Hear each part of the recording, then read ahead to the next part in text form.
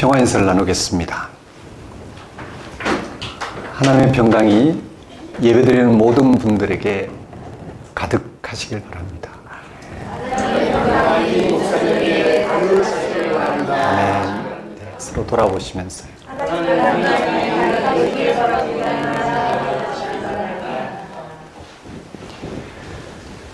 오늘은 성령 강림절 후 9번째 주일입니다. 성경은 하나님이 예수 그리스도를 죽은 자 가운데서 살리신 것을 믿을 때 삶이 완성된다고, 즉 구원받는다고 전합니다. 이러한 성경의 증언에는 가장 궁극적인 인간 실존이 담겨 있습니다. 죽음에 처한 운명이 그것입니다. 우리 모두의 미래는 죽음입니다. 지금 우리가 행하는 모든 것은 다 죽음과 함께 사라질 것입니다. 지난 인류 역사를 돌아보십시오. 누구도 죽음에 처한 운명에서 벗어나지 못했습니다. 오늘 이 시대를 살아가는 모든 사람들도 이미 죽은 자의 운명입니다. 지금 우리도 죽은 자의 운명입니다. 이 숙명에서 벗어나는 사람은 하나도 없습니다.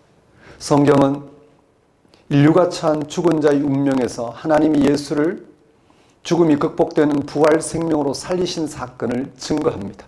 우리가 희망해도 좋을 어떤 결정적인 사건이 예수님에게 일어난 것입니다. 기독교는 이 사실에서 시작되었습니다. 예수님의 부활은 단지 예수님만이 죽은 자 가운데서 부활한 사건만을 말하는 게 아닙니다. 예수의 부활은 죽음에 처한 인류의 운명을 죽음이 극복된 생명으로 새롭게 하시는 살아계신 하나님이 현존하신다는 사실을 가리킵니다. 그래서 성경은 예수를 믿으면 죽음이 극복되는 생명에 이르는 하나님의 구원을 받는다고 전하는 것입니다. 이 사실을 잊지 마십시오. 오늘 우리는 예수님을 믿음으로 구원받은 사람입니다. 예배는 예수님을 믿음으로 우리를 구원하시는 살아계신 하나님께 집중하는 시간입니다.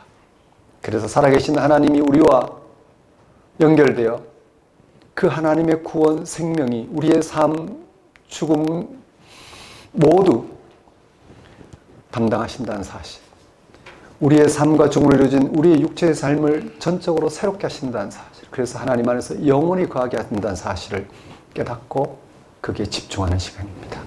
다 같이 성령 강림절로 9번째 주일 예배를 성부와 성자와 성령의 이름으로 드리겠습니다.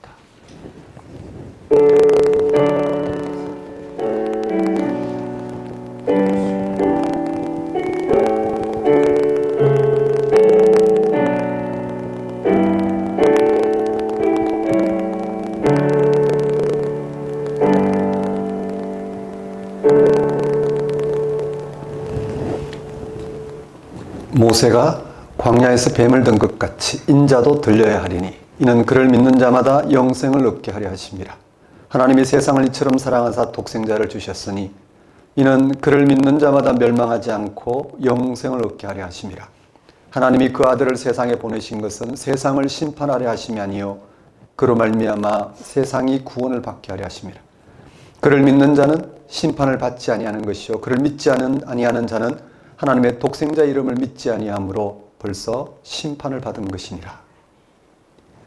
하나님의 독생자를 죽기까지 내어주신 하나님의 사랑으로 우리가 이제 그를 믿음으로 영원한 생명을 얻게 하신 하나님 아버지, 하나님께 불순종함으로 죄와 죽음 가운데 있는 우리에게 예수님의 십자가 죽음을 통하여 하나님을 바로 알게 하시고 하나님께 순종함으로 죄와 죽음에서 극복된 참 생명을 얻게 하신 하나님 아버지를 이 시간 찬양합니다.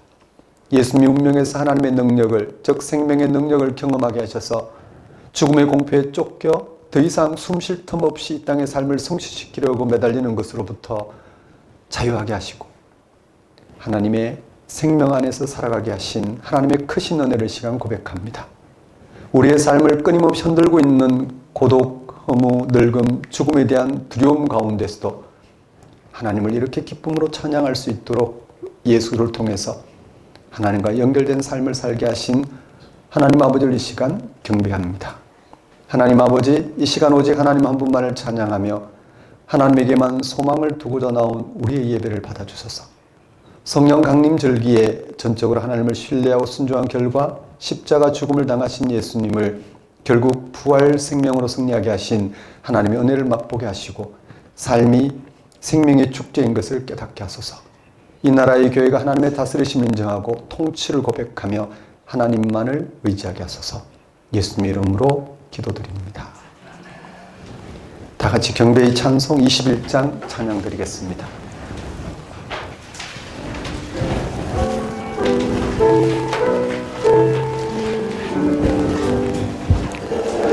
다 찬양하여라 전능왕 창조의 주께 내 혼아 주 찬양 평강과 구원의 주님 성도들아 주 앞에 이제 나와 즐겁게 찬양하여라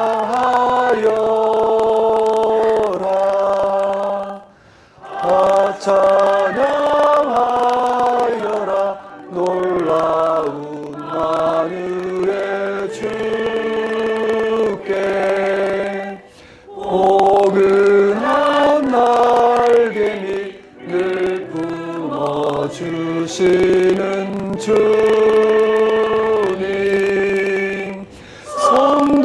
성도들아 주님의 뜻 안에서 내 소원 다 이루리라 다 찬양하여라 온몸과 마음을 바쳐 이 세상 만물이 주 앞에 다 나와 찬양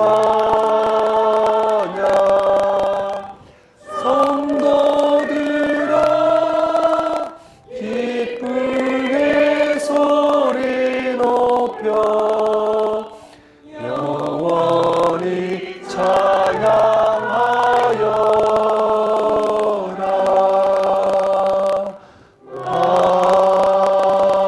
아멘. 다 같이 사도신경으로 신앙 고백하시겠습니다. 나는 전능하신 아버지 하나님 천지의 창조주를 믿습니다. 나는 그의 일하신 아들 우리 주 예수 그리스도를 믿습니다. 이는 성령으로 잉태되어 동정녀 마리아에게서 나시고 본디오 빌라도에게 고난을 받아 십자가에 못 박혀 죽으시고 장사된 지 사흘 만에 죽은 자 가운데서 다시 살아나셨으며 하늘에 오르시어 전능하신 아버지 하나님 우편에 앉아 계시다가 거기로부터 살아있는 자와 죽은 자를 심판하러 오십니다. 나는 성령을 믿으며 거룩한 공교회와 성도의 교제와 죄를 용서받는 것과 몸의 부활과 영생을 믿습니다. 아멘. 이 시간은 참회의 시간입니다.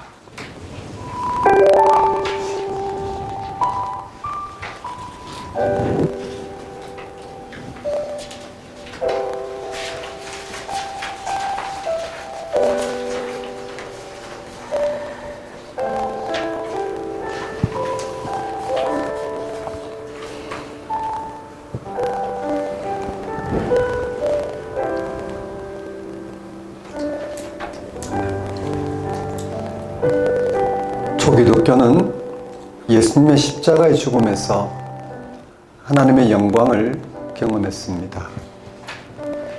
그래서 그들은 온갖 고난과 시련 가운데서도 예수 그리스도를 향한 믿음을 포기하지 않았습니다. 당연합니다. 하나님의 영광을 본 사람들이 무엇을 두려워하겠습니까? 오늘 우리의 신앙도 이런 전통에 서 있습니다. 이런 경험이 없다면 우리의 신앙은 흔들리고 왜곡될 것입니다. 여러분 스스로에게 질문해 보십시오. 예수님에게 하나님의 영광이 나타났다는 사실을 알고 있는지, 경험했는지, 실제로 믿고 있는지 말입니다. 십자가와 하나님의 영광은 어울릴 수 없습니다. 십자가는 하나님부터 버림받는 것입니다. 가장 수치스럽고 저주스러운 죽음이 어떻게 하나님의 영광이 된다는 것입니까? 예수님의 십자가의 죽음이 하나님의 영광이라고 선포했습니다. 근거가 무엇일까요? 먼저 우리는 인간은 구원받지 않으면 안 되는 상태라는 것을 알아야 됩니다. 이건 명백한 사실입니다. 우리는 자유롭지 못하고 평안롭지 못합니다. 실제로 삶의 어려움이 반복되기도 합니다. 그런 어려움이 없다 하더라도 참된 만족이 우리에게는 없습니다. 궁극적으로 우리 모두는 죽습니다. 우리가 마음을 주었던 모든 것들로부터 단절되어야 합니다. 이런 운명에서 벗어난 사람은 아무도 없습니다. 인간의 그 모든 노력에도 불구하고 결국 구원에 이르지 못한 이유는 무엇일까? 성경은 그 답을 죄라고 합니다. 성경이 말하는 죄는 하나님과의 단절을 가리킵니다. 하나님은 생명 창조자이고 수요자이며 완성자이십니다. 따라서 하나님과의 단절은 생명과의 단절입니다. 생명과의 단절로 인해서 인간은 어떤 방법으로도 참된 만족을 얻을 수 없습니다. 우리가 원하는 모든 것을 소유해도 이런 상황은 변하지 않습니다. 소유가 많아질수록, 소유욕이 강해질수록 오히려 생명으로부터 멀어집니다. 그런데 초기독교인들은 예수님의 십자가의 죽음으로 죄가 극복되고 따라서 죽음으로부터도 해방되었다는 사실을 경험했습니다. 이 사실이 바로 하나님의 영광입니다. 여기에 우리의 운명이 달려 있습니다. 이것보다 우리에게 더 중요한 일은 없습니다. 그걸 믿어도 우리의 삶이 실제로 달라지는 게 없으니 그냥 종교적 덕담으로 간주한 채 치열하게 세상 살이를 살아가면 충분하지 않느냐 하고 생각한 분들이 있을 수 있습니다. 만일 그렇게 생각한다면 참 안타까운 일입니다. 이것은 이래도 되고 저래도 상관없는 문제가 아닙니다. 구원이냐 심판이냐의 갈림길입니다. 예수님의 십자가가 어떤 사람에게는 심판이고 어떤 사람에게는 구원입니다. 이것은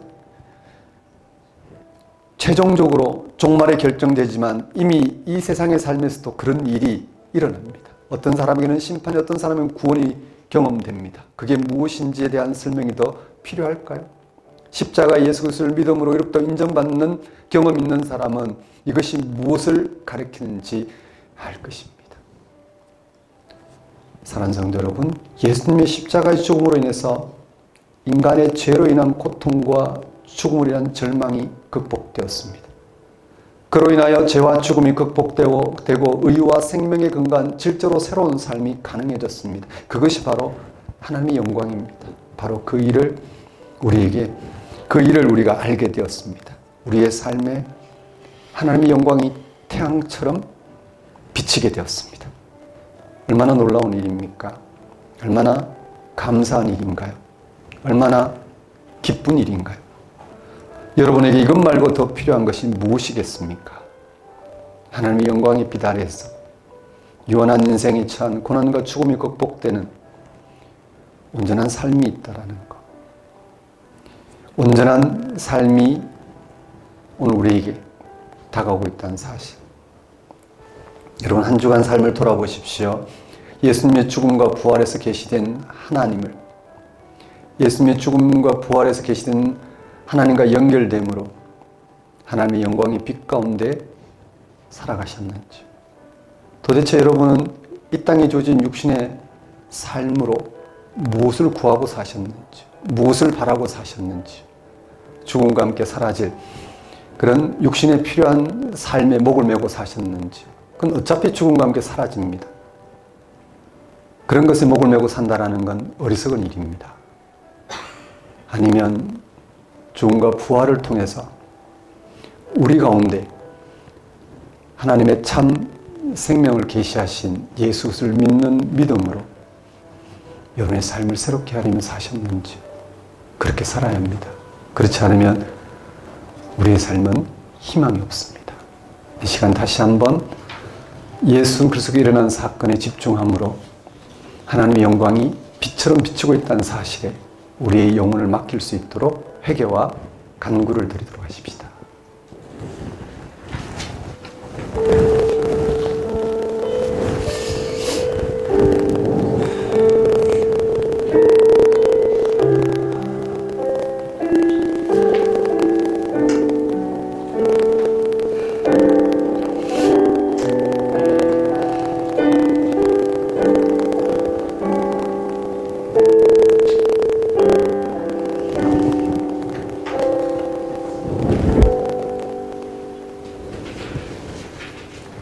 하나님 아버지, 이 시간 이 예배를 통하여 십자가 달려 죽으신 예수에게 나타난 하나님의 영광의 빛 가운데 설 수 있도록, 그래서 하나님과 연결되어 하나님의 구원, 생명을 얻는 가장 분명한 삶을 살아갈 수 있도록 인도하여 주옵소서. 예수님 이름으로 기도드립니다. 다 같이 영광송 1장 찬양 드리겠습니다.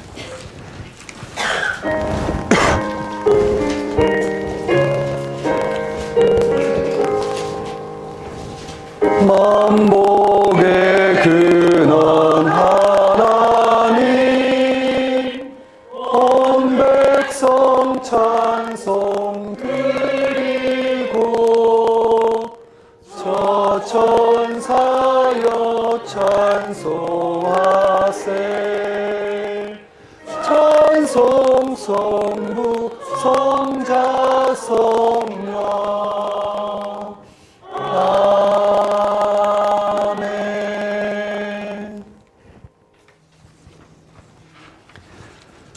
이 시간은 봉헌 시간입니다. 봉헌 찬송 68장 찬양 드리면서 준비한 예물 하나님께 봉헌하도록 하겠습니다.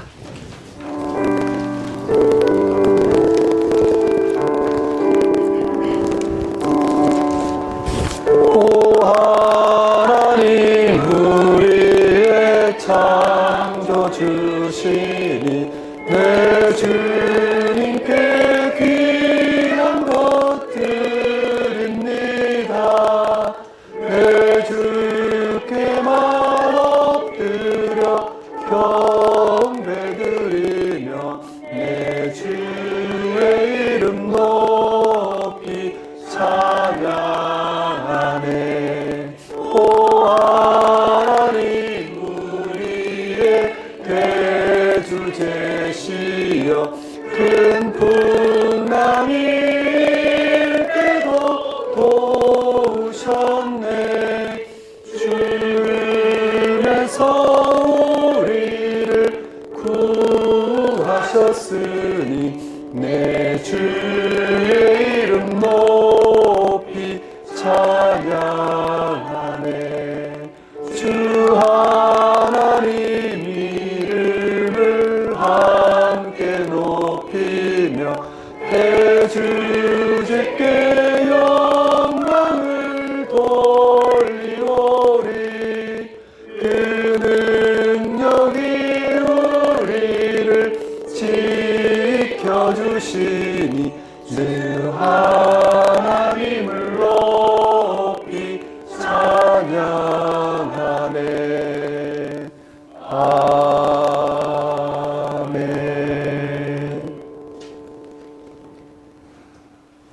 세상의 생명의 주 되신 하나님, 우리가 생명의 주 되신 하나님 외에 예배드릴 리가 어디 있겠습니까? 이 세상에서 인생을 선물로 받은 우리가 주어진 삶을 풍성히 누리다가 종말에 완성될 생명이 근원이신 하나님께로 다시 돌아가야 할 우리가 생명이 주 되신 하나님만 의지하는 것은 마땅한 도리이며 권리입니다. 하나님, 자신의 생각을 강화하고 욕망을 현실화하는 것이 생명을 얻는 길인 것처럼 유혹받고 위협받는 이 세상의 모든 일상을 멈추었습니다.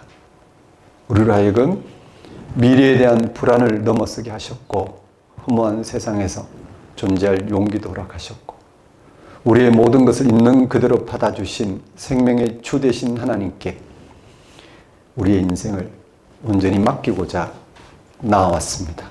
거기서만 우리는 참된 안식, 참된 만족을 얻을 수 있다는 것을 알기 때문입니다.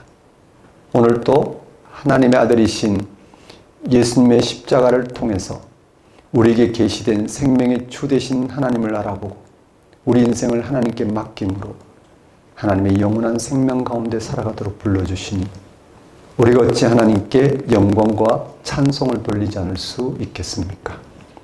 이러한 하나님의 다스림 가운데 살아가게 하시는 하나님의 크신 은혜를 시간 고백합니다. 우리의 모든 필요를 채우신 하나님께 감사 영광을 돌리는 것은 우리의 마땅 행할 바이며 또한 지극한 기쁨을 알고 하나님 앞에 들고 나온 우리의 예물과 헌신을 받아주소서. 우리로 생명의 주 앞에, 그 신비 앞에, 그 약속과 미래 앞에 다만 순종하는 삶을 살게 하소서. 예수님의 이름으로 기도드립니다. 교회 소식을 전하겠습니다. 작은 교회 여러분 안녕하십니까? 현재 우리는 작은 교회로 살아가고 있습니다. 작은 교회로 살아가고 있습니다. 작은 교회는 성경이 전하는 하나님 말씀을 실제로 알아듣고 말씀하시는 하나님과 연결되어 그 하나님이 우리에게 주시고자 하는 생명을 받아들이고자 하는 신앙인들을 가리킵니다. 단지 예수 믿고 구원받았다는 사실에 머무는 것이 아니라 그 예수님에게 무슨 일이 일어났는지, 예수님 구원하시기 위해서, 우리를 구원하시기 위해서 그가 짊어진 십자가의 죽음이 어떤 죽음인지, 그의 죽음을 통해서 우리 가운데 계시된 하나님의 구원, 생명이 오늘 우리에게 어떤 차원인지, 그리고 그 생명을 우리에게 주시고자 하는 하나님과 연결된, 우리에게 생명을 주시고자 하는 하나님과 연결된 그런 실제적인 삶이 그렇지 않은 삶과 어떻게 다른지, 이런 부분들을 진지하게 헤아리고 지금 살아서 우리의 육신의 삶을 통해 하나님과 연결되어 하나님의 생명을 덧입는 방식으로 살아가고자 하는 진지한 신앙인들이 바로 우리 작은 교회입니다. 정말 그러기 위해서는 우리에게 생명의 말씀이 필요합니다. 성경이 전하는 생명의 말씀이 필요합니다. 성경이란 생명의 말씀이란 하나님이 예수 안에서 당신을 또 당신의 생명을 온전히 계시함으로 우리가 그 예수를 통해서 하나님을 알아보고 또 하나님을 알아봄으로써 우리에게 주시는 그 구원 생명의 삶이 어떤 건지를 헤아리면서 거기에 일치해 가도록 그렇게 불러주신 말씀 말입니다. 하나님은 영으로서 예수 그리스도 안에 살아 역사하십니다. 예수에게 드러내신 그 생명을 오늘 우리의 생명으로 알아보게 하십니다. 그리고 그 생명 안에서 다가올 결정적인 죽음을 감당할 수 있도록 지금 크고 작은 고난 가운데 함께 하셔서 우리를 거기서 건져내시고 또 건진받는 기쁨으로 살아가도록 그렇게 불러주십니다. 여러분에게 이렇게 생생히 살아계신 하나님이 함께 하신 삶을 정말 여러분이 매 순간 받아들이고 그렇게 살아가는 그런 신앙 여정이 펼쳐졌으면 좋겠습니다. 그러기 위해서는 정말 진지하게 누군가는 말씀을 전해야 됩니다. 누군가는 정말 성경이나 하나님의 말씀을 알아듣고 그것을 가장 확실한 방식으로 가장 우리가 알아보고 받아들일 만한 현실성으로 그걸 전해야 됩니다. 그리고 2000년 기독교 역사가 어떻게 하나님 말씀을 왜곡, 오해, 폐기하는 그런 도전 앞에 그것을 어떻게 극복해 왔는지 그 극복해오고 분별해온 그런 역사적 시각도 필요합니다. 그래서 여러분과 함께 가장 진지한 방식으로 성경을 공부하면서 성경이 전하는 생명의 말씀을 왜곡하고 있는 그런 2000년 기독교 역사의 그 왜곡된 다른 복음, 다른 생명, 거짓 생명을 분별해서 지금 오늘 우리 시대의 참 생명을 맛볼 수 있도록 그런 과정을 보내고 있습니다. 여러분에게 이 성경 공부가 정말 매번 여러분에게 하나님과 연결되어 하나님의 생명을 맛보는 그런 생명의 밥상이 됐으면 좋겠습니다. 걷어차지 마시고 잘 차려진 음식에 김치만 드시지 마시고 요소 골고루 드시면서 차려진 밥상에 만끽하시는 그게 잔치상이라고 생각하시고 만끽하시는 그런 공부가 됐으면 좋겠습니다. 네, 작은교회 예배 안내입니다. 일부 주일 예배, 작은교회 예배로서 주일 오전 9시 예배 지금 드리고 있는 예배입니다. 2부 주일 예배, 작은교회와 함께하는 다음 세대 예배 주일 오전 11시에 드립니다. 다음 세대와 함께하는 신앙탐구 시즌이 시작되면 드립니다. 7월 4주간 예배 안내입니다. 오늘 7월 셋째 주로서 노원구 건영백화점 5층에서 드리고 있습니다. 다음 주는 7월 넷째 주 청년과 함께 드리는 작은 교회 예배입니다. 서초구 TMD 교육그룹 지하 1층에서 드립니다. 부고 소식입니다. 김성원 집사, 이현지 집사의 어머니, 그러니까 김성원 집사의 어머님 최명자 권사께서 지난 7월 18일 목요일 있죠. 목요일에 소천하셨습니다. 작은 교회 전체 대표로 제가 또 주일 작은 교회 대표이자 또 저희 사역자 대표로 우리 박종진 목사 이렇게 다녀왔습니다. 사랑하는 이의 죽음 앞에서 오히려 주님이 보이신 영원한 생명을 참 빛으로 경험하고 그 생명 안에서 산 자나 죽은 자나 모두 영원히 함께할 것이라는 희망으로 위로하고 위로 받으셨으면 좋겠습니다.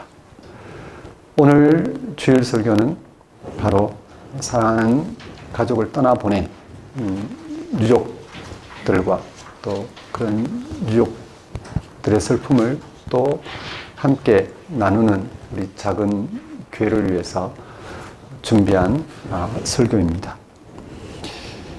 헌금에 대한 문의는 주부를 참고해 주시면 되겠습니다. 그럼 오늘 우리에게 주신 하나님 말씀 보겠습니다.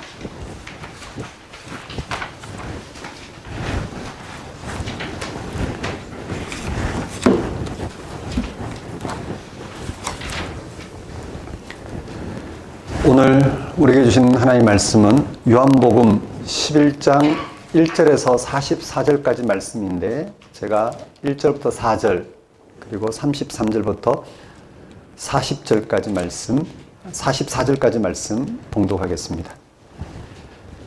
어떤 병자가 있으니 이는 마리아와 그 자매 마르다의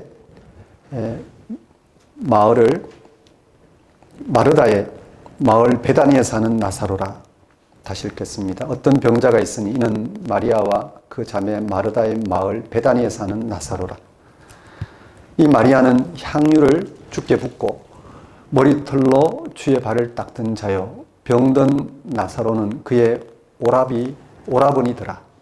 이에 그 너희들이 예수께 사람을 보내 이르되 주여 보시옵소서 사랑하시는 자가 병들었나이다 하니 예수께서 들으시고 이르시되 이 병은 죽을 병이 아니라 하나님의 영광을 위함이요 하나님의 아들이 이로 말미암아 영광을 받게 하려 함이라 하시더라. 33절부터 44절입니다. 예수께서 그가 우는 것과 또 함께 온 유대인들이 우는 것을 보시고 심령의 비통이 여기시고 불쌍히 여기사 이르시되 그를 어디 두었느냐 이르되 주여 와서 보옵소서 하니 예수께서 눈물을 흘리시더라. 이에 유대인들이 말하되 보라 그를 얼마나 사랑하셨는가 하며 그중 어떤 이는 말하되 맹인의 눈을 뜨게 한 이 사람이 그 사람은 죽지 않게 할 수 없었더냐 하더라. 이에 예수께서 다시 속으로 비통히 여기시며 무덤에 가시니 무덤이 굴이라 돌로 막았거늘 예수께서 이르시되 돌을 옮겨 놓으라 하시니 그 죽은 자의 누이 마르다가 이르되 주여 죽은 지가 나흘이 되었음에 벌써 냄새가 나나이다. 예수께서 이르시되 내 말이 네가 믿으면 하나님의 영광을 보리라 하지 아니하였느냐 하시니 돌을 옮겨 놓으니 예수께서 눈을 들어 우러러 보시고 이르시되 아버지여 내 말을 들으신 것을 감사하나이다. 항상 내 말을 들으시는 줄을 내가 알았나이다. 그러나 이 말씀하옵는 것은 둘러선 무리를 위함이니 곧 아버지께서 나를 보내신 것을 그들로 믿게 하려 함이니이다. 이 말씀을 하시고 큰 소리로 나사로야 나오라 부르시니 죽은 자가 수족을 배로 동인 채로 나오는데 그 얼굴은 수건에 쌓였더라. 예수께서 이르시되 풀어놓아 닫니게 하라 하시니라. 하나님 아버지, 이 시간 선포되는 말씀을 통하여 십자가 달려 죽은 예수를 통해 하나님 행하신 그 구원의 역사를 가장 분명한 방식으로 알아듣고 그 구원에 참여하는 삶을 살아갈 수 있도록 인도하여 주옵소서. 예수님 이름으로 기도드립니다. 오늘 설교 본문은 요한복음 11장 1절에서 44절까지 말씀이고 제목은 나사로를 살리신 이야기입니다. 우리 기독교인들은 예수님을 믿음으로 하나님과 연결되어 하나님의 구원, 하나님의 생명에 참여하는 삶을 살고자 합니다. 우리가 믿는 예수님은 죽은 자로부터 부활하셔서 하나님의 영원한 생명을 계시하신 분이십니다. 하나님의 영원한 생명은 예수님의 부활 이후 모든 기독교인의 삶에 밝히 비추어왔고 현재 우리의 삶에 비추고 있습니다. 그래서 우리 기독교인은 우리의 유한하고 죽을 생명이 하나님의 영원한 생명과 연결되어서 그 생명의 빛 가운데 살아가고자 합니다. 만일 우리의 삶에 운명처럼 임하고 있는 죽음을 돌파하고 새로운 생명에 이르는 길이 제시되지 못한다면 우리는 절망적일 것입니다. 그런데 다행스럽게도 우리가 믿는 예수님이 죽음을 뚫고 새로운 그리고 모든 예상을 뛰어넘는 생명으로 돌입해 들어가셨습니다. 그리고 죽은 자 가운데서 부활하심으로 죽음이 극복된 생명을 이 세상에 생생한 현실로 드러내셨습니다. 이렇게 예수님은 죽음을 극복함으로써 모든 인간이 그를 통하여 죽음을 극복할 수 있게 하셨습니다. 따라서 우리는 그를 통하여 죽어야만 한다는 우리의 운명에서 벗어나 죽음이 극복되는 생명, 하나님의 영원한 생명에 참여하고 있습니다. 도대체 우리가 피할 수 없는, 우리가 피할 수도 감당할 수도 없고 그저 운명처럼 받아들여야만 하는 절망적인 죽음은 어떤 것일까요? 예수님은 어떻게 죽음을 극복하셨을까요? 우리는 어떻게 죽음을 극복할 수 있을까요? 예수님에게 나타난 죽음이 극복된 생명, 하나님의 영원한 생명은 도대체 어떤 것일까요? 오늘 설교 본문을 통하여 우리가 예수님을 믿음으로 참여하고 있는 죽음이 극복된 생명, 하나님의 영원한 생명의 세계를 좀 더 분명하게 알아보도록 하겠습니다. 오늘 본문은 어떤 병자가 있었다고 소개하죠. 바로 나사로입니다. 나사로는 성경에서 잘 알려진 마리아와 마르다 자매의 오빠입니다. 특히 마리아는 예수님의 발에 향유를 붓고 머리털로 그 발을 닦았던 주인공입니다. 성경은 그들의 부모에 관해서는 아무런 언급이 없습니다. 심지어 나사로가 죽어 초상을 치르고 있을 때도 부모에 대한 언급이 없는 걸 보면 부모를 일찍 여의고 세 남매만 살고 있었다고 볼 수 있습니다. 그들 남매에게 심각한 일이 생겼습니다. 나사로가 위중한 병에 걸린 것입니다. 아마도 이 병은 뒤에 이어진 내용을 보면 사람이 손쓸 수 없는 곧 죽을 병이라는 것을 알 수 있습니다. 4절에서 예수님이 자신의 특별한 사역을 언급하기 위해 이 병은 죽을 병이 아니라고 하신 말씀에서 나사로의 병이 사람들이 체념할 수밖에 없는 죽을 병이라는 사실과 또 14절에서 명시적으로 나사로가 죽었다는 사실에서 나사로가 죽을 병이 들렸다는 것을 확인할 수 있습니다. 예수님과 다소 친분이 있었던 이들 남매는 예수님에게 사람을 보내어 나사로가 죽을 병이 들렸다는 소식을 알렸습니다. 그런데 이 소식을 전해들은 예수님은 다음과 같이 말씀하십니다. 4절입니다. 이 병은 죽을 병이 아니라 하나님의 영광을 위함이요 하나님의 아들이 이로 말미암아 영광을 받게 하려 함이라. 죽을 병이 든 나사로를 향해서 예수님이 행하실 일이 바로 하나님의 아들로서 하나님의 영광을 위한 일이라는 것입니다. 즉 예수님이 하나님의 아들로서의 고유한 능력인 영광을 드러내는 일이 될 것이라는 말씀입니다.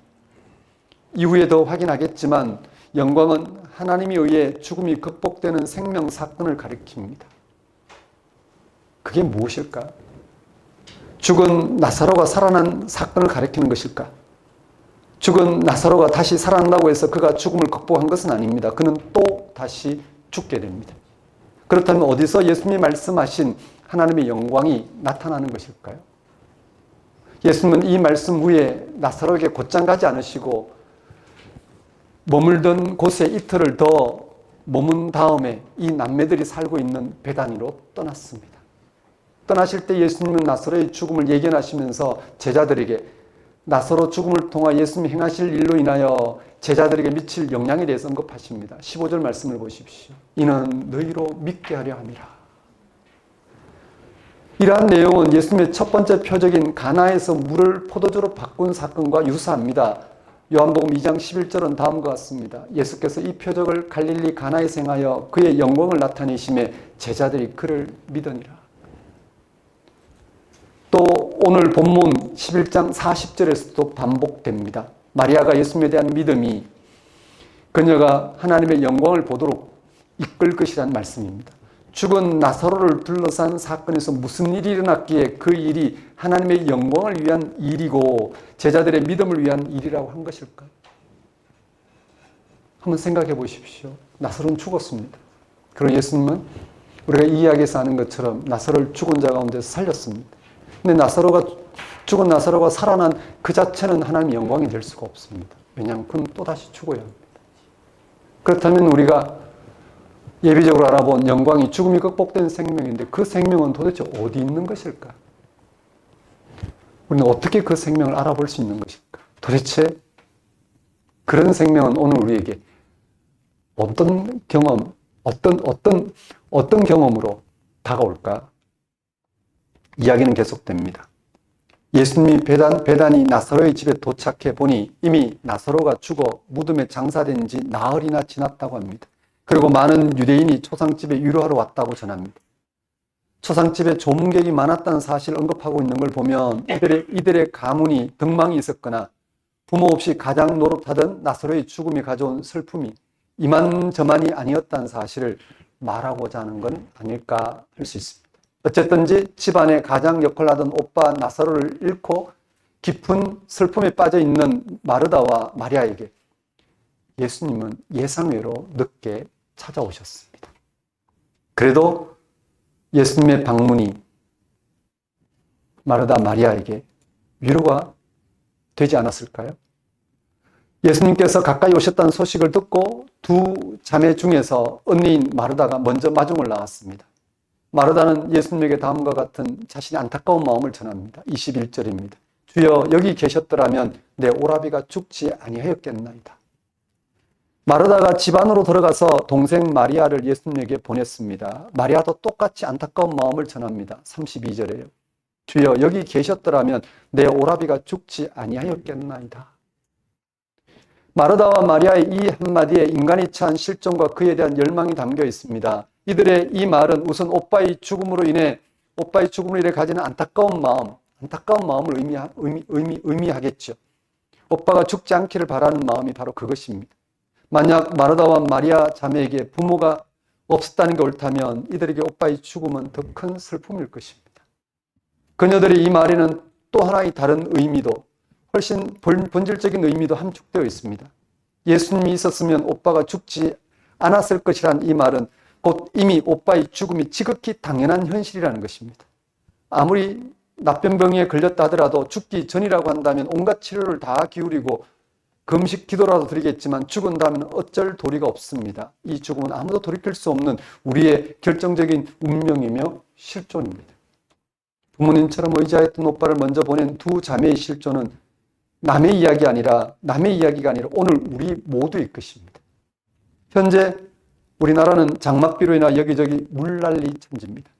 물난리로 갑작스러운 목숨을 잃은 이들이 있습니다. 또 얼마 전에는 1차 전지공장 화재로 23명이 사망했고 또 많은 사람이 놀란 끔찍한 사고인 시청역 교차로 차량 돌진 사고에서도 9명이라는 사망자가 나왔습니다. 누군가의 부모님, 형제, 자매, 자녀, 이웃입니다. 이런 갑작스러운 사고나 재난만이 아닙니다. 매일 질병과 노환, 사건과 사고 등으로 수많은 사람이 죽습니다. 죽음은 우리의 일상에서 언제나 반드시 일어납니다. 누구도 예외 없이 죽음으로 한순간에 함께했던 사람을 떠나보내야 하고 또 떠나가야 합니다. 이렇게 죽음으로 갑자기 가족이나 친지들을 잃은 유족들의 심정이 바로 오늘 본문에 나온 두 자매의 심정과 같을 것입니다. 또 이런 불행한 일을 당한 사람만이 아니라 모든 행복한 조건을 두루 갖춘 사람들도 근본적으로는 본문에 나오는 오빠의 죽음 앞에 슬퍼하고 있는 두 자매와 다를 게 없습니다.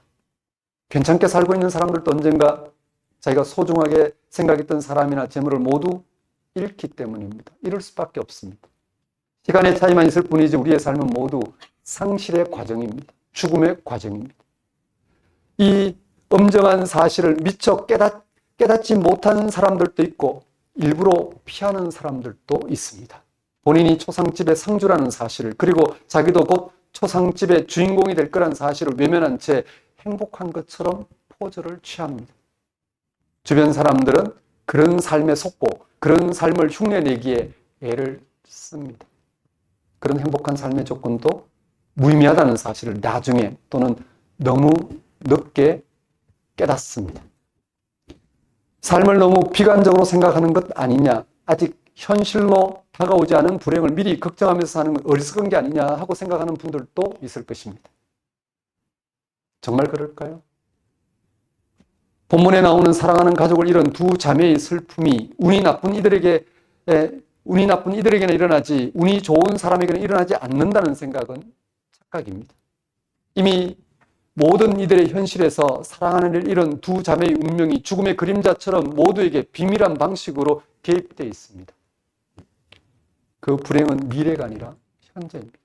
아마 여기 계신 분들 중에 아마 예외 없이 사랑하는 사람을 또는 함께하던 사람을 죽음과 함께 떠나보낸 경험이 있을 것입니다.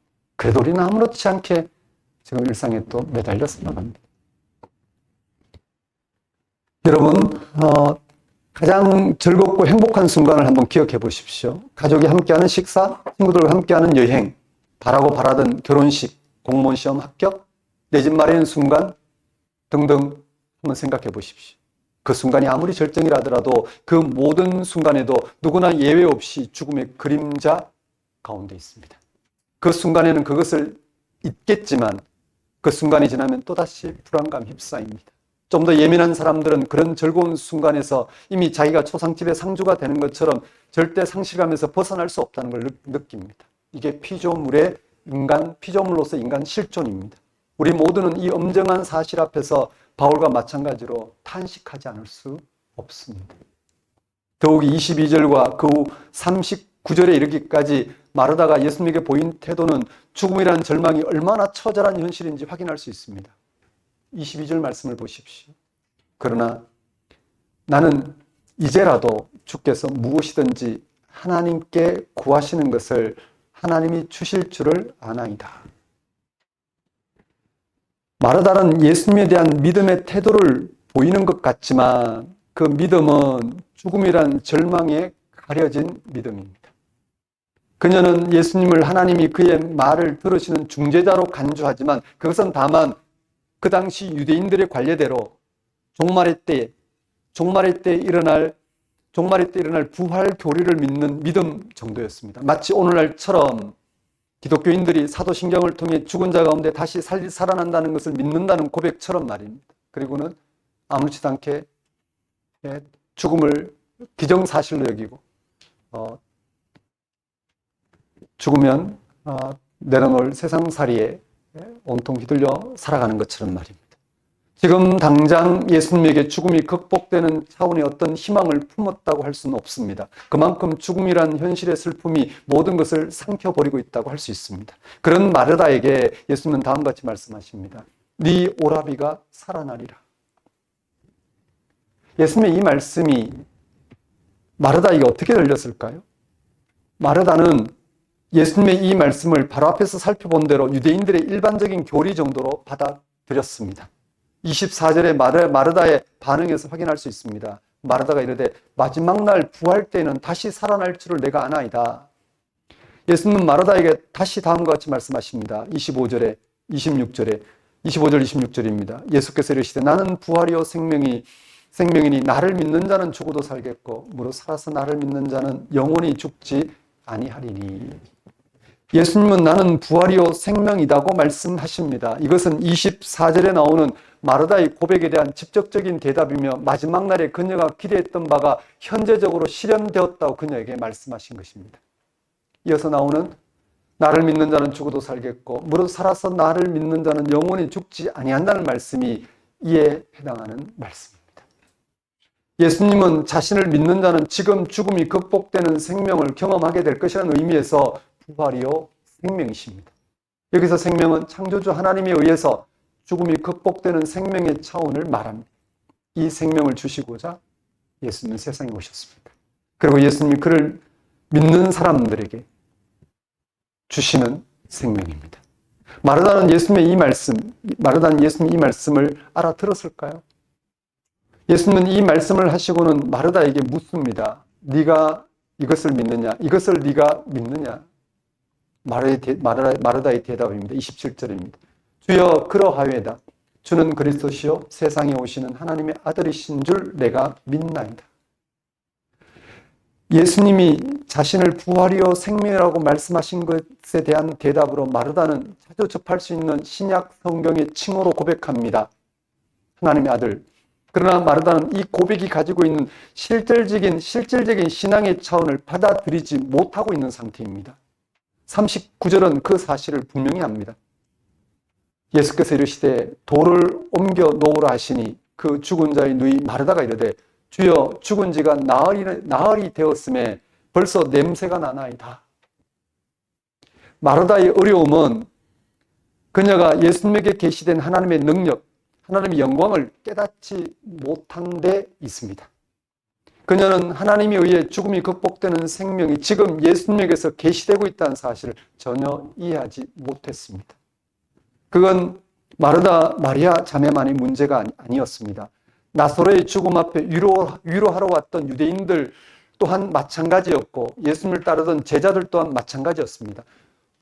모두가 하나님에 대한 실질적인 모두가 하나님에 대한 신앙이 있었지만 죽음이라는 현실 앞에서 조금도 그 하나님의 능력을 바라볼 수가 없었습니다. 예수님이 부활과 생명에 이르게 하는 하나님의 능력을 계시하셨지만 왜 사람들은 그 능력을 믿지 못했을까요? 무엇이 문제일까? 예수님은 분명히 죽음 앞에서도 그 죽음을 극복할 하나님의 능력을 계시하신 말씀을 하셨고 그런 예수님의 말씀을 통해서 예수님에게 죽음의 문제를 해결할 만한 하나님의 능력을 확인할 수 있는데도 불구하고 그들은 왜 그러지 못했을까? 무엇이 그토록 마르다 마리아 자매를 또 유대인들을 또 제자들을 그리고 오늘 우리를 불신앙하게 할까요? 예수님은 사람들의 불신앙에 대하여 두 가지로 반응하십니다. 33절에서 심령의 비통이 여기시고 불쌍히 여기셨다는 것과 35절에서 눈물을 흘리신 것입니다. 예수님의 두 가지 반응입니다. 첫째, 먼저 예수님이 심령의 비통이 여기시고 불쌍히 여기신 것은 바로 예수님이 부활이요 생명에 이르게 하시는 하나님의 능력을 계시하시는데도 하나님 백성들이 그것을 실질적으로 믿지 못하는 불신앙 때문이었습니다. 그 불신앙의 원인은 눈앞에 있는 죽음이었습니다. 예수님이 하나님을 신앙하는 백성들에게 하나님의 능력을 바르게 선포하고 계신데도 불구하고 그들은 사도 바울이 언급한 것처럼 소망 없는 다른 이와 같이 죽음의 절망 가운데서 슬퍼하고 있었기 때문입니다. 성경이 죽음에서 건지신 하나님의 능력에 대하여 증거하고 있고 또 예수님이 그 사실을 생생하게 증거하심에도 불구하고 신앙인들이 세상 사람들과 마찬가지로 죽음의 절망에서 벗어나지 못한 채 슬픔으로 가득 차 있었기 때문에 예수님께서는 비통히 여기시고 그런 이들을 불쌍히 여기신다 묘사하고 있는 것입니다. 두 번째는 예수님의 눈물도 마찬가지입니다. 35절 눈물을 흘리셨다고 합니다. 예수님이 눈물을 흘리신 것은 나사로가 죽었기 때문이 아닙니다. 예수님은 이미 나사로의 질병과 죽음은 하나님의 영광을 위하여 있는 것이라고 선포하셨습니다. 그리고 예수님께서는 이제 무덤에서 그를 소생시키기 위해 그곳으로 가고 계셨으며 무덤 곁에서도 우시지 않았습니다. 예수님의 눈물은 그를 화나게 했던 불신앙 때문이었다 할 수 있습니다. 인류가 죽음의 권세에 매여 도무지 하나님을 하나님으로 바라보려고 하지 않는 그런 불신앙 때문에 예수님은 우신 것입니다. 인간이 더 이상 하나님의 능력을, 하나님에 의해 죽음이 극복되는 생명을 도무지 믿으려 하지 않는 불신앙을 초래한 죽음의 파괴력 때문에 예수님은 우신 것입니다. 예수님은 지금 인간이 하나님을 불신앙하게 하는 죽음의 세력과 자신이 대면하고 있음을 아셨기 때문에 분노의 눈물을 흘리신 것입니다. 죽음 앞에 철저히 절망하고 있는 인간의 현실 때문에 예수님은 비통해 하신 것입니다. 마치 말이 화가 났을 때 발버둥을 치듯이 예수님이 그와 같은 똑같은 반응을 보이신 것을 본문 원어는 그렇게 표현하고 있습니다. 이러한 상황에서 예수님이 하실 수 있는 일은 무엇일까? 죽음 앞에서 절망한 채 도무지 죽음에서 건지신 하나님의 능력을 믿으려고 하지 않는 사람들의 불신앙을 예수님은 어떻게 극복하게 하실까요? 믿으라고 다그치면 될까요? 어떻게 해야 될까? 이후에 펼쳐지는 내용은 예수님이 죽은 나사로를 살리시는 장면입니다. 나사로 이야기의 마지막 장면입니다. 예수님은 죽은 지 나흘 되어 무덤에 묻혀있는 나사로를 향하여 큰 소리로 외칩니다. 나사로야, 나와라. 그러자 죽은 나사로가 무덤에 묻힐 때 모습인 수족을 배로 동인 채로 얼굴은 수건에 쌓인 채로 무덤에서 나옵니다. 살아난 것입니다. 그리고 예수님은 시체를 감쌌던 배와 수건을 풀어놓아 달리게 하라고 말씀하신 것으로 마무리됩니다. 그렇다면 죽은 나사로가 살아나는 사건이 인류가 처한 죽음의 권세를 떨치고 불신앙을 극복하게 하는 길일까요? 그리고 그것이 예수님이 앞에서 죽을 병이던 나사로를 통해서 이 병은 죽을 병이 아니라 하나님의 영광을 위하며 하나님의 아들이 이로 말미암아 영광을 받게 하려 함이라고 하신 말씀이 이루어지는 것일까요? 그리고 그것이 제자들의 믿음 운운한 것이 이를 두고 한 것일까? 그리고 그것이 예수님이 마르다에게 하신 부활이요 생명이라는 차원을 경험하고 참 믿음 가운데 거하게 하는 것일까요? 또 그것이 40절에서 말씀하신 하나님의 영광을 보게 된다는 사건일까요? 그리고 그것이 예수님이 나사로를 살리기 직전에 하나님께 기도하시면서 하나님께서 나를 보내신 것을 믿게 하려 함이니다 라는 응답이 이루어지는 것일까? 어떤 것일까요? 예수님이 나사로를 죽은 자 가운데 살리셨다는 사실을 우리가 그저 아멘하고 믿기만 하면 하나님의 영광을 볼 수 있다는 말일까요? 예수님이 생명이요 부활이라는 사실을 우리가 경험하게 될 수 있다는 말일까? 예수님이 죽은 나사로를 살린 사건은 분명히 하나님의 영광이 드러난 사건이 맞습니다. 예수님이 부활이요 생명이심이 증거된 사건이 맞습니다. 그리고 제자들에게 참된 믿음에 이르게 하는 표적이 맞습니다. 그러나 나사로 살린 사건 자체가 그것을 말하는 건 아닙니다. 요한복음에서 예수님께 행하신 7가지 표적 중에서 7번째 표적인 죽은 나사로를 살린 사건은 예수님의 계시된 하나님의 영광을, 생명을 분명히 드러내고자 하는 표적은 분명합니다. 그런 식으로 예수님은 예수님에게 임하고 있는 그 하나님의 생명, 예수님에게 임하고 있는 하나님의 능력을 알아보고 받아들이도록 예수님이 행하신 표적은 맞습니다.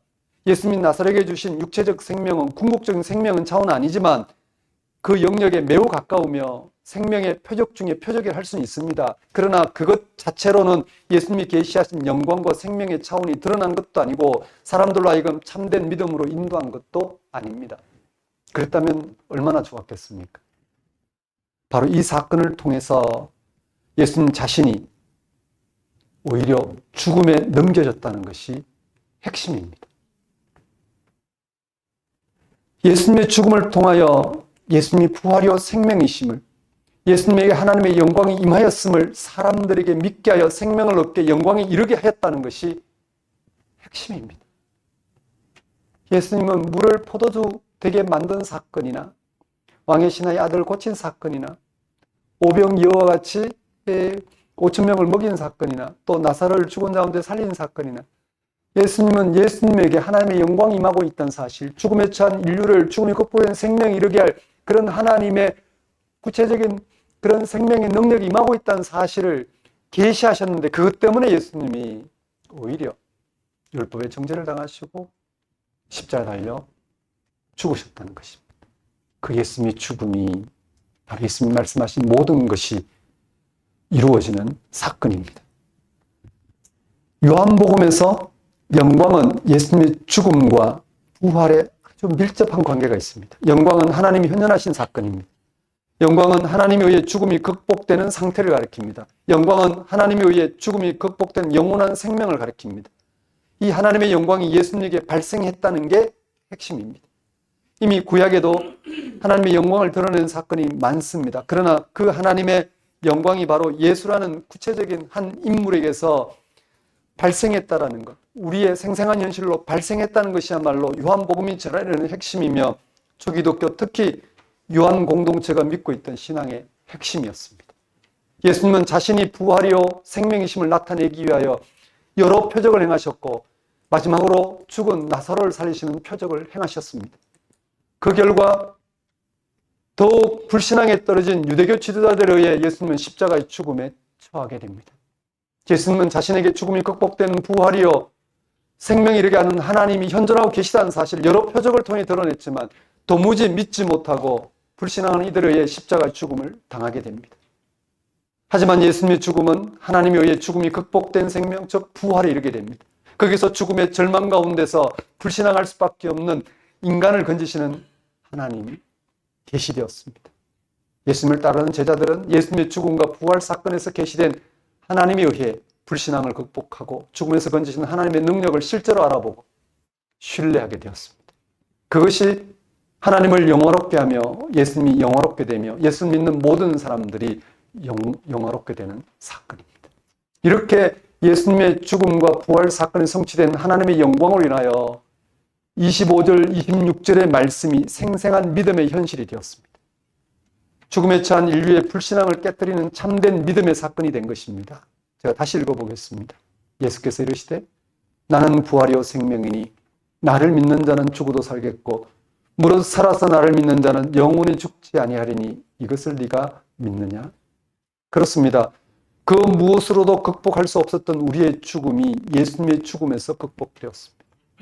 하나님은 그렇게도 구약시대에 하나님의 구원 생명을 약속하시고 그 구원 생명의 승리를 맛보도록 이스라엘 민족을 불러 온 인류를 향해 하나님은 그렇게 활동하셨습니다. 그러나 여전히 불신앙 가운데 있는 세상을 향하여 하나님의 아들이 육신을 몸을 입고 세상에 오셨습니다. 하나님에 의해 가능한 구원 생명을 구체적으로 예수님이 드러내시고 그 능력을 증거하셨습니다. 그래서 세상은 그것을 받아들이려고 하지 않습니다.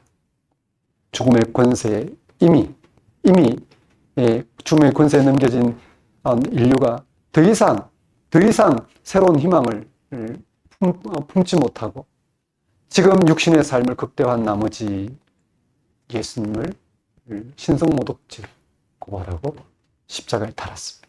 그런 예수님은 당신의 죽음을 통해서 죽음에서 건지시는 하나님의 구원 생명의 약속을 성취시켰습니다. 그것이 바로 하나님의 영광입니다. 우리는 예수를 통해서 이제 세상을 새롭게 바라보게 되었습니다. 불신앙이 아니라 죽음이 극복된 생명을 오늘 우리의 생명으로 알아보게 하신 예수 그리스도를 통해서 우리는 정말 하나님을 바르게 알아보고 신뢰할 수 있게 되었고 그 하나님의 구원 생명을 우리의 생명으로 간절히 사모할 수 있게 되었습니다. 그 무엇으로도 극복할 수 없었던 우리의 죽음이 예수님의 죽음에서 극복되었습니다. 예수님에게서 하나님에 의해 죽음이 극복되는 생명의 현실, 하나님의 영광이 나타났습니다. 오늘 우리의 신앙은 바로 예수님에게 죽음이 극복되는 생명이 나타났다는 사실에 놓여 있습니다. 지금의 세상은 죽음의 세력에 의해 절망한 채 하나님과 단절된 상태에 있습니다. 죽음 이편에 매달려 죽음 이편의 삶에 매달려 전전긍긍하며 불안하고 두려워하느라 그런 죽음의 세력에서 우리를 건지시는 하나님을 실제로 찾으려 하지 않는다는 그런 불신앙 상태 말입니다. 그런 세상에 예수님의 죽음과 부활을 통하여 죽음이 극복된 생명이 나타났습니다. 하나님의 영원한 생명 말입니다. 이제 우리는 예수님에게 나타난 하나님의 영원한 생명을 알아보고 거기에 일치하여 그 생명 안에서 죽음을 극복하는 삶을 살게 되었습니다. 이것이 우리 기독교 신앙입니다. 우리는 이러한 기독교 신앙을 성경이 전하는 복음을 통하여 예수님의 죽음과 부활을 통하여 우리의 불신앙을 깨트릴 만큼 하나님과 연결되어 그 하나님의 구원 생명, 즉 죽음이 극복되는 생명을 우리의 생명으로 취할 수 있게 된 것. 그래서 하나님과 연결되어 하나님의 구원 생명, 즉 죽음이 극복된 생명, 우리의 생명을 받아들이고 살아가게 된 것.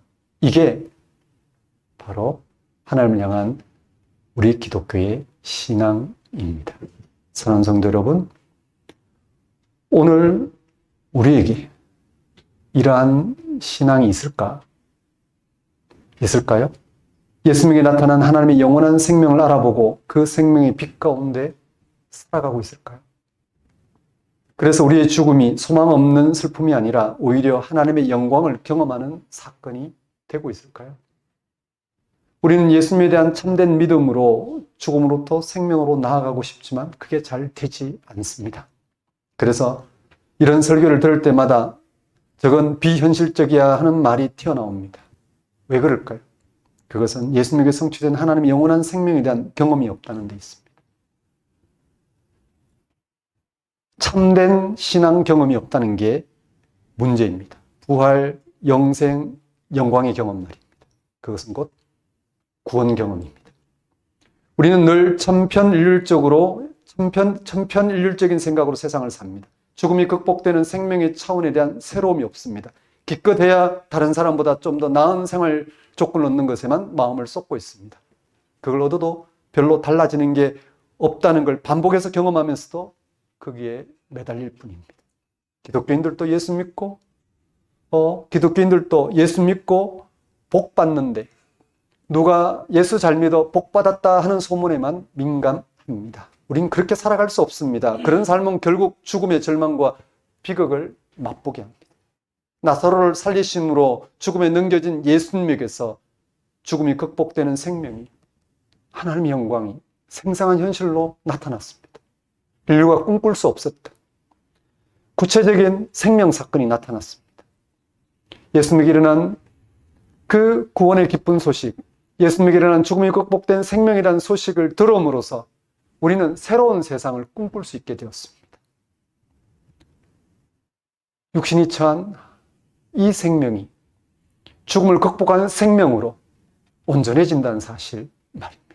거기에 대한 근거가 십자가 달려 죽으신 예수에게 구체적으로 나타나 그것을 알아보고 그리고 받아들이고 그리고 일치하는 이들에게 그것이 정말 자신의 생명으로 펼쳐진다는 사실 말입니다.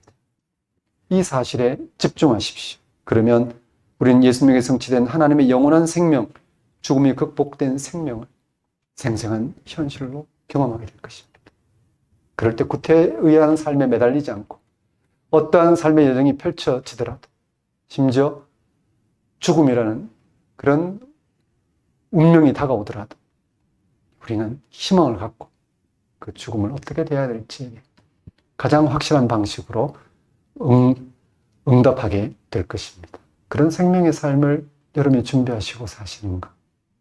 이게 기독교 신앙의 정말 신비입니다. 그랬으면 좋겠습니다. 우리는 지금까지 많은 사람들을 떠나보냈습니다. 그들이 어디로 갔는지, 또 우리가 가야 될 곳이 어딘지 가장 분명한 방식으로 알아보고 그렇게 가는 게 우리의 신앙 여정이 되어야 되지 않겠습니까? 그럴 수 있는 한 주가 되었으면 좋겠습니다. 기도하겠습니다. 하나님 아버지, 이 시간 나사로 살리신 이야기를 통해서 우리에게 전해주신 그 하나님의 영광, 그 하나님의 영광을 알아보고 그 영광의 빛 가운데 살아갈 수 있도록 인도해 주옵소서. 예수님이 하나님 아들로 세상에 오셔서 죽은 나사로를 살리시면서까지 당신의 죽음을 받아들이시고 죽은 나사로를 통해서 드러내고자 하는 하나님의 영광을 당신의 죽음을 통해서 구체적으로 성취시켜서 우리로 하여금 죽음이 극복되는 생명, 즉 하나님의 영광의 빛 가운데 살아가도록 불러주셨사오니 그 영광의 빛, 그 한 가지에 온통 집중하며 그 안에서 살아가는 삶을 우리의 삶의 능력으로 맛보고 드러내며 나누며 소통하며 바라며 어떠한 죽음의 권세 앞에서도 주눅들지 않고 그걸 극복해 갈 수 있도록 인도해 주옵소서. 예수님 이름으로 기도드립니다. 다 같이 일어나셔서 결단의 찬송 428장 찬양 드리겠습니다.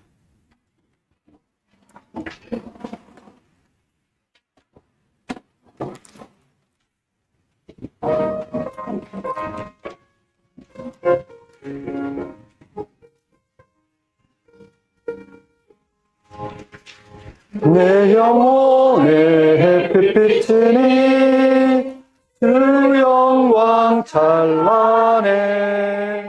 이 세상 어떤 빛보다 이 빛 더 빛나네. 주의 영광 빛난 광채 내게 비춰 주시옵소서.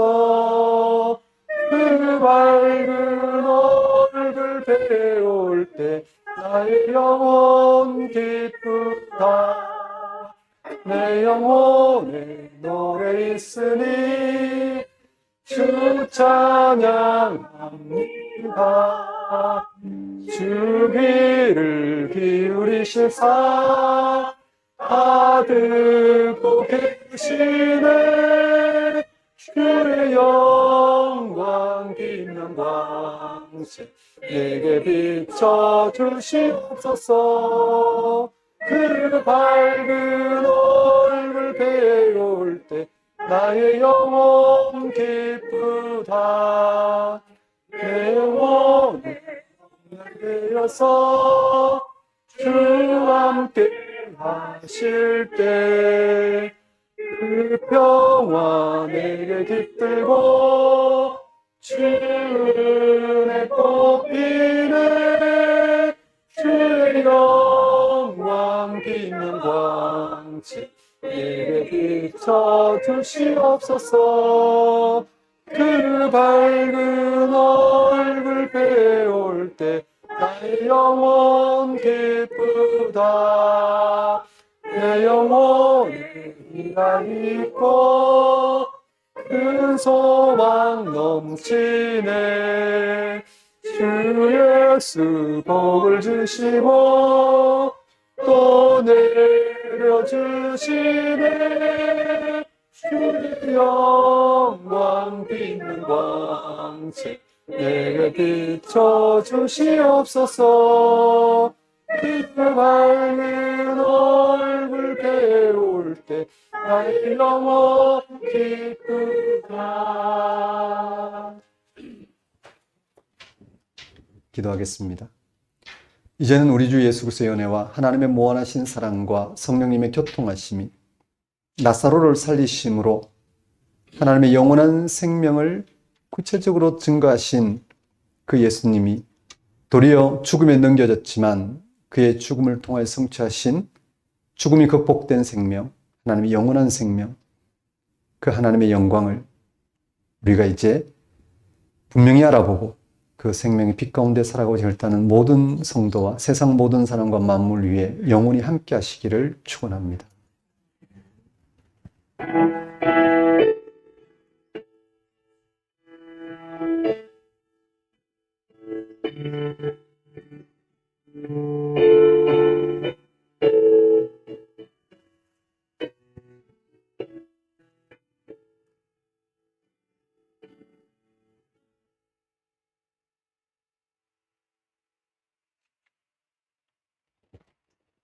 예배를 마치겠습니다.